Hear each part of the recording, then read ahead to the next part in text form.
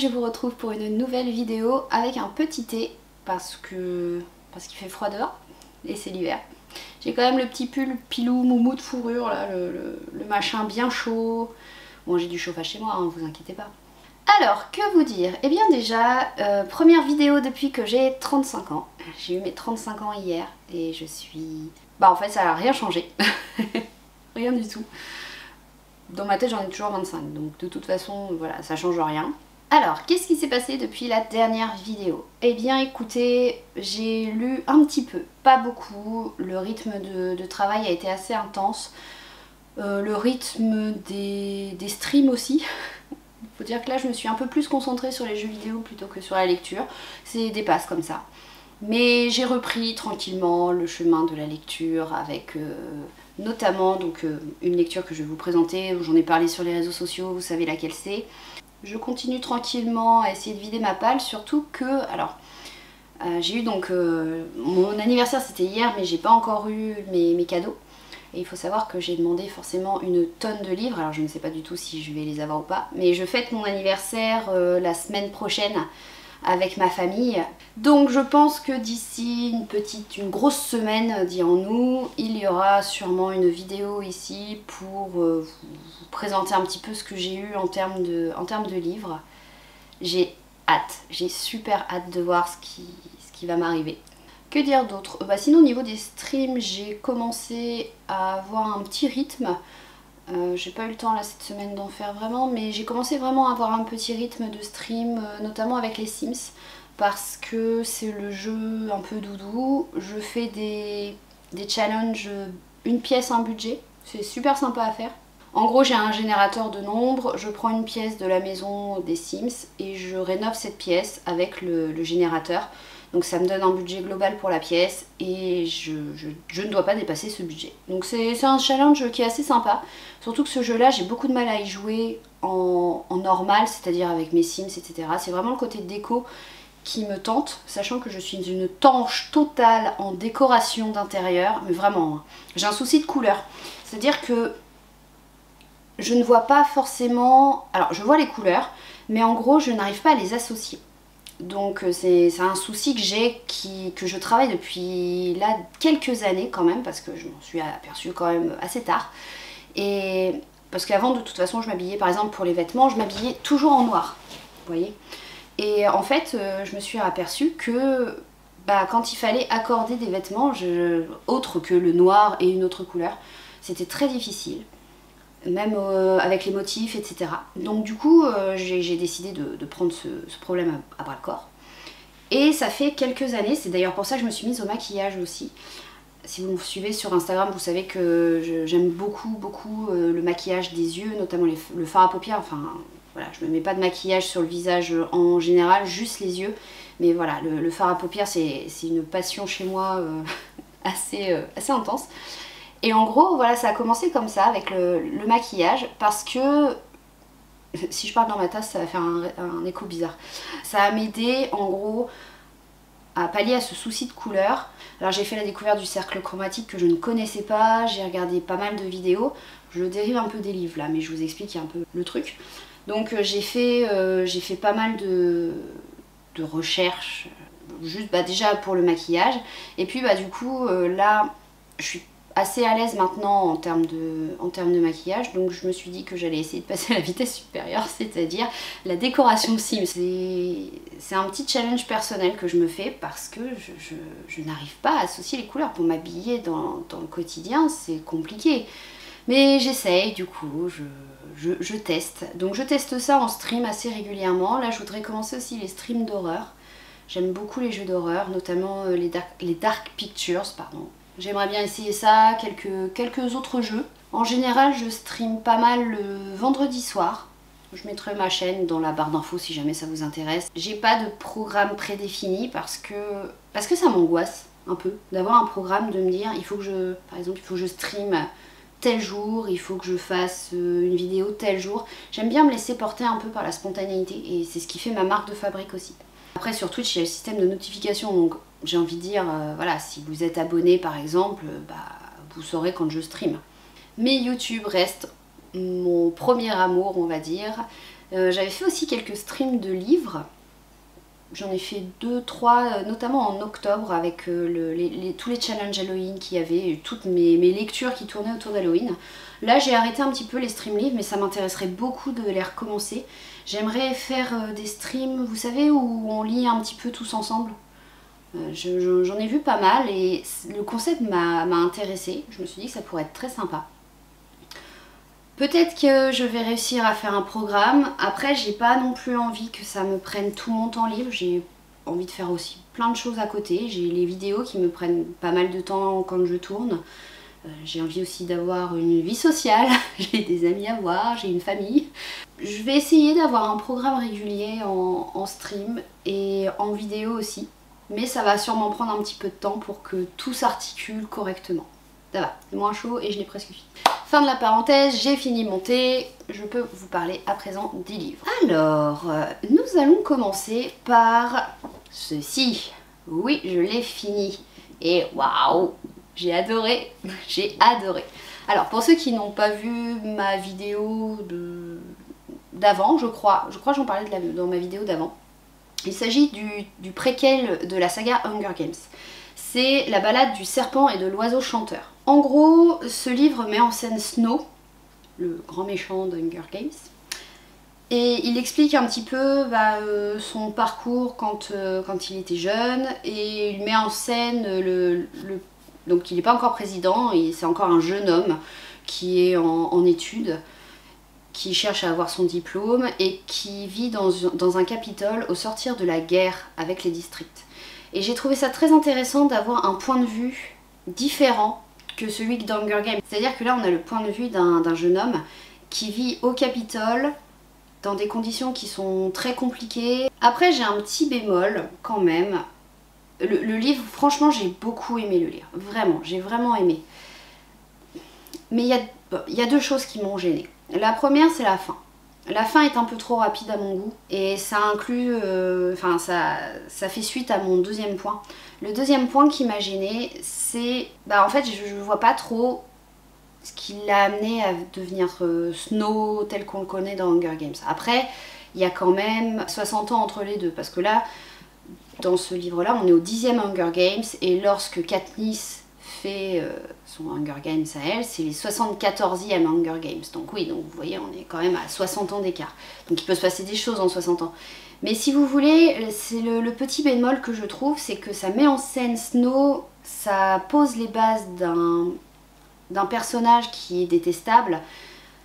Encore que là, il n'est pas détestable, il n'est pas appréciable non plus, il est vraiment entre les deux, c'est un personnage très ambigu. Mais il n'y a pas de continuité derrière. J'ai beaucoup aimé ma lecture aussi pour une chose, c'est que, justement comme je viens de vous le dire, Snow n'est pas présenté comme un héros. Il n'est pas présenté comme quelqu'un de 100% positif. Et ça j'ai beaucoup aimé parce que c'est compliqué d'aimer un personnage et de le détester ensuite, ou vice versa. Vous voyez, dans Hunger Games, Snow est détestable et en attaquant ce livre, j'avais peur d'éprouver des sentiments positifs à son égard et ça me gênait.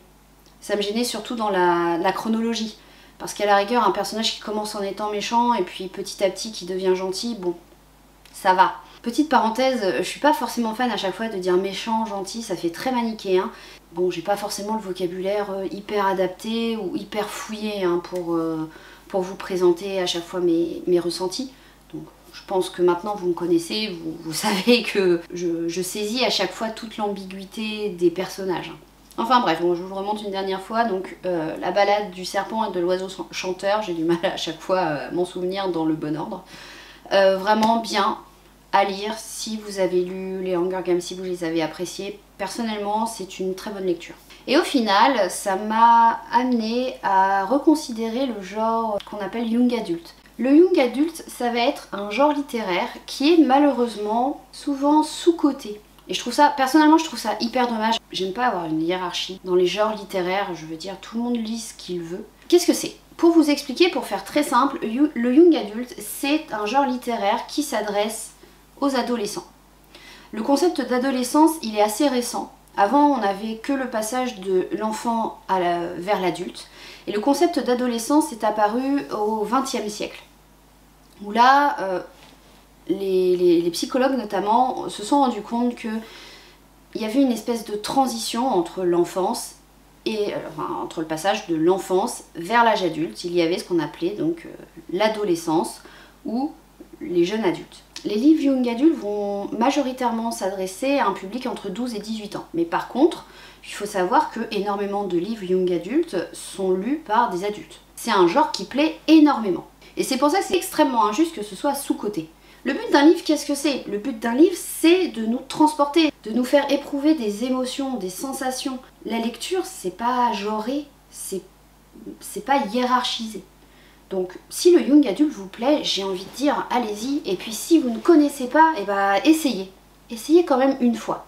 Ma lecture en cours, par exemple, il s'agit d'une série de Rick Riordan, qui est un auteur que j'apprécie énormément, et c'est sa saga sur les travaux d'Apollon. Alors Rick Riordan, j'ai énormément de mal à le dire à chaque fois, c'est un auteur que j'aime beaucoup parce qu'il a une plume vraiment géniale. Lui, il va surtout traiter de tout ce qui va être mythologique. C'est lui qui a écrit la série Percy Jackson, il a fait aussi une série sur les dieux égyptiens, il y a une série aussi Magnus Chase sur les dieux nordiques. Ici on est sur les travaux d'Apollon et c'est super sympa parce que ça reprend les personnages de Percy Jackson. Donc on recroise un petit peu tous ceux qu'on a appréciés. Bref, j'ai commencé il n'y a pas longtemps, j'en suis déjà à la page 109. Et voilà, c'est toujours un plaisir de retrouver cet auteur, de retrouver cette plume, de retrouver tous ces personnages. Si vous ne connaissez pas cet auteur, Rick Riordan, à chaque fois j'essaye de bien le dire, je vous encourage vraiment à essayer Percy Jackson. Pour moi, ça a été la révélation. J'en avais parlé dans une vidéo il y a longtemps, il y a un an je crois. Percy Jackson, pour moi, ça a été incroyable. J'ai acheté le premier en me disant encore un best-seller, voilà, on parle beaucoup de ça, etc. À tous les coups, ça va être peut-être un peu trop jeunesse pour moi. J'ai commencé le premier, j'ai pas pu m'en détacher et je me souviens, j'allais en études à Rouen, j'étais dans le train, je lisais le livre, je l'ai dévoré, je suis arrivée à Rouen et au retour de la fac, je devais reprendre mon train en sens inverse et en fait j'ai fait un crochet par la librairie à Rouen. J'ai loupé mon train exprès pour aller acheter tous les autres tomes. Et je les ai dévorés dans les jours qui ont suivi. Mais vraiment, Percy Jackson, ça a été un coup de foudre littéraire qui continue du coup encore des années après. Parce que quand je vous parle de ça, ça va faire plus de 10 ans. Voilà, oui, j'ai même plus de 10 ans. Oui, ça devait être en 2009 ou 2010. Donc cet auteur, vraiment, n'hésitez pas à le découvrir. Je vous lis quand même le résumé. Donc, je m'appelle Apollon, avant j'étais un dieu. Quelle cruauté, je n'arrive pas à croire que Zeus ait pu punir ainsi son propre fils. M'éjecter hors de l'Olympe, pourquoi pas, mais me faire atterrir dans une poubelle de New York sous les traits d'un adolescent boutonneux, c'est trop. Chaque fois que Zeus m'a puni, 2 fois, c'est arrivé seulement 2 fois, j'ai dû accomplir une série de travaux pour regagner sa confiance. Avec mes talents innombrables, ça devrait être facile, non? Je crois qu'il y a 5 tomes de cette série. On continue avec un de mes coups de cœur. Je vous en supplie, si vous devez lire une série young adulte, lisez celle que je vais vous présenter là. Alors, c'est le tome 3, mais il s'agit de la série La Faucheuse. C'est une trilogie. Je crois que c'est une des meilleures trilogies que j'ai lues. C'est dit que c'est en adaptation au cinéma. Si c'est ça, ça va être génial. Vous me connaissez, quand j'aime un livre, je vous en parle avec beaucoup de passion. La Faucheuse, ça a été un coup de cœur assez long parce que j'ai lu les 2 premiers tomes il y a longtemps. Et ce 3e tome était dans ma palle depuis un bail et j'ai décidé de le ressortir. Mais quelle saga, mais quelle trilogie. Je suis allée vous chercher le tome 1, ils sont sortis en poche en plus il n'y a pas longtemps. Je vous lis le résumé, il est très court. Les commandements du faucheur. Tu tueras sans aucun parti pris, sans sectarisme et sans préméditation. Tu accorderas une année d'immunité à la famille de ceux qui ont accepté ta venue et tu tueras la famille de ceux qui t'ont résisté. Je vais essayer de vous en parler un petit peu comme ça. On est dans une société où la mort n'existe plus. Il y a des cendres de résurrection, c'est-à-dire que les gens, quand ils ont des accidents, eh bien, ils peuvent ressusciter. C'est automatique. La société est régie par des communautés politiques et notamment par donc, une espèce d'entité Alors c'est pas du tout un dieu, hein. C'est une entité technologique qui s'appelle le Thunderhead. Et le Thunderhead, c'est lui qui va chapeauter un peu toute la communauté. C'est un peu difficile à expliquer, mais bon, quand vous lirez, c'est très très bien expliqué. Et du coup, bah, il n'y a plus de morts. Donc comment faire? Parce que la population continue à augmenter. Eh bien, il y a une communauté qui est un petit peu à part, qui s'appelle les faucheurs. Et les faucheurs, eux, ont l'autorisation de tuer les gens. Et quand ils les tuent, ces gens-là ne sont pas ressuscités. Donc ils ont un quota. Et après, ils peuvent tuer comme ils veulent. De la manière qu'ils veulent, qui ils veulent, peu importe. Mais la règle numéro 1, c'est que les gens qui sont tués par les faucheurs donc, ne sont pas ressuscités. En gros, c'est comme ça que l'équilibre se fait. Donc dans ce livre, on suit Rohan et Citra qui vont être apprentis faucheurs, qui vont vouloir rentrer dans cette guilde, dans cette communauté. Et on va suivre un petit peu leurs aventures. Donc il y a 3 tomes. Vraiment, c'est très bien écrit, c'est extrêmement fouillé. Je sais pas quoi faire pour vous le vendre encore mieux, pour vous encourager à le lire, parce que, enfin voilà, pour moi, c'est vraiment une trilogie qui va avoir une place de choix dans ma bibliothèque. C'est young adulte, mais je dirais plus quand même vers la fin, hein. Plus pour des jeunes adultes d'une vingtaine d'années, plutôt que... Ne faites pas lire ça à des enfants, entre guillemets, à des préadolescents d'une douzaine d'années. Je suis en train de me dire qu'il va peut-être falloir que j'insonorise un peu cette partie du bureau, parce que quand je parle, parfois ça résonne un petit peu. Je suis désolée si jamais il y a des problèmes de son. Je suis encore au rodage. On va terminer donc cette vidéo avec 2 livres. Alors je tiens à vous préciser que je les ai dans ma palle depuis longtemps. Donc je ne sais pas s'ils sont encore disponibles. Mais je vous les présente. Si jamais ils vous intéressent, je pense que c'est trouvable assez facilement. Il s'agit donc, le premier, il s'agit de Revived, la 6e vie de Daisy Hay. Grâce au Revive, un sérum mis au point par une agence ultra secrète, Daisy est déjà morte 5 fois et entame sa 6e existence. Ça fait un petit peu comme les faucheurs dans la trilogie La Faucheuse que je vous ai présentée précédemment. Nouvelle ville, nouveau lycée, nouvelle identité. La jeune fille est habituée, mais cette fois en regardant les autres autour d'elle, elle se sent troublée. Quand elle rencontre Matt, son malaise grandit. Que lui reste-t-il de son enfance et de ses vies passées? Daisy n'est-elle finalement qu'un pantin manipulé par des êtres sans scrupules? Pour exister vraiment, pour aimer, ne faut-il pas savoir qu'on va mourir un jour? Sa 6e vie sera peut-être la dernière, mais ce sera la sienne. C'est un livre qui m'a intriguée. C'est pas, normalement, c'est pas du tout ce que je lis. On va sortir des sentiers battus un petit peu. Et le dernier livre, qui ressemble un peu en termes de couleurs, il s'agit de version bêta. J'aime beaucoup la couverture aussi. C'est des éditions Robert Laffont. Dans un monde qui ne tolère que la perfection, le moindre défaut est impossible à cacher. Née à 16 ans, Elysia a été créée en laboratoire. Elle est une version bêta, un sublime modèle expérimental de clone adolescent, une parfaite coquille vide dépourvue d'âme. La mission d'Elysia, servir les habitants de Demen, une île paradisiaque, une île paradisiaque réservée aux plus grandes fortunes de la planète. Les paysages enchanteurs y ont été entièrement façonnés pour atteindre la perfection tropicale. L'air même y agit tel un euphorisant contre lequel seuls les serviteurs de l'île sont immunisés. Mais lorsqu'elle est achetée par un couple, Elysia découvre bientôt que ce petit monde sans contrainte a corrompu les milliardaires. Et quand elle devient l'objet de désir, elle soupçonne que les versions bêta ne sont pas si parfaites. Conçue pour être insensible, Elysia commence à en effet éprouver des émotions violentes. Colère, solitude, terreur, amour. Si quelqu'un s'aperçoit de son défaut, elle risque pire que la mort, l'oubli de sa passion naissante pour un jeune officier.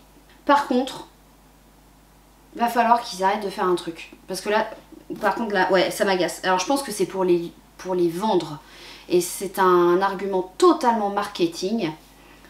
Parce qu'en fait, quand je vous lis les résumés, il y a toujours des petits trucs en dessous, vous savez, comme les trucs de journalistes. Que je lis pas forcément parce que ça nous intéresse pas, c'est le résumé qui nous intéresse. Il va falloir arrêter de dire bientôt adapté en film, bientôt sur Netflix, bientôt ci, bientôt ça. C'est un argument marketing qui est fallacieux. Enfin, je suis désolée, hein, La Faucheuse, dont je vous ai parlé tout à l'heure, donc je m'enthousiasmais parce que je me dis, ah, si c'est adapté, etc. Mais en fait, je viens de tilter que La Faucheuse, attendez, je vais regarder.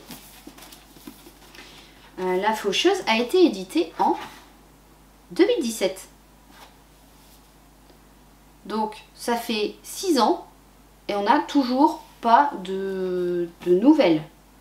À moins que je me trompe et que c'est passé à la trappe dans mon radar de film, mais on l'a toujours pas. Donc stop ce truc marketing à la noix de dire ah il va bientôt être adapté donc lisez-le parce que bientôt, enfin non quoi, zut. Non ça je suis désolée, parce que je vous dis qu'il est dans ma pile à lire depuis un bail. Ça ressemble un peu à, je crois, à AI. Il y avait un film qui s'appelait comme ça, AI, Intelligence Artificielle. Mais écoutez, 2012. Et derrière, ils me disent tome 1 d'une tétralogie bientôt adaptée par le réalisateur de Twilight. C'est une blague? Attendez, je regarde. Non, mais c'est des bêtises, hein. On est d'accord, c'est des bêtises. Ça n'a jamais été adapté. Donc, stop. C'était le petit coup de gueule de fin de vidéo, mais ça m'énerve ça. Ce côté-là, c'est de la fausse argumentation. Donc les ados, ils vont acheter ça, ils vont se dire ah bah c'est chouette, on va bientôt voir le film, etc. S'ils sont comme moi, en mode bon bah on lit le livre avant d'aller voir le film, bah non, enfin je suis désolée, c'est débile. C'est là-dessus qu'on va se quitter. Petite vidéo aujourd'hui, donc. Je vous reparlerai bien entendu de plein d'autres livres. J'ai décidé vraiment là, au fil des vidéos, de vous présenter les livres de ma pile à lire, selon des thèmes ou selon mes envies de lecture. Je pense qu'on en a pour pas mal de temps, étant donné que j'approche des 500 livres. J'espère que cette vidéo vous a plu. En tout cas, je vous souhaite une bonne journée, une bonne soirée. Je ne sais pas quand est-ce que vous allez regarder. Portez-vous bien. Je vous dis à très vite pour une prochaine vidéo. Je pense que ça tournera sur les livres que j'ai lus à mon anniversaire, si j'en ai. Allez, salut tout le monde!